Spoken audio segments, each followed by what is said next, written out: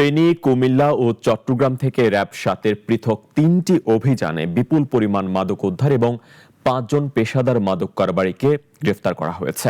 বৃহস্পতিবার রাতে ফেনীর ঢাকা-চট্টগ্রাম মহাসড়কে একটি বাস থেকে ২ নারীকে আটক করে র‍্যাব। তাদের লাগেজ থেকে ১৩ কেজি গাঁজা, ১ বোতল বিদেশি মদ ও ৬ বোতল বিয়ার উদ্ধার করা হয়। তাদের স্বীকারোক্তির ভিত্তিতে সকালে চৌদ্দগ্রামের গোমারবাড়ি একটি গরুর ঘর থেকে ২৭৬ কেজি গাঁজা সহ আরও ২ জনকে এবং আনোয়ারার তৈলারদ্বীপ এলাকায় অভিযান চালিয়ে এক রোহিঙ্গা মাদক কারবারিকে ৫৮০ পিস ইয়াবা সহ আটক করা হয়।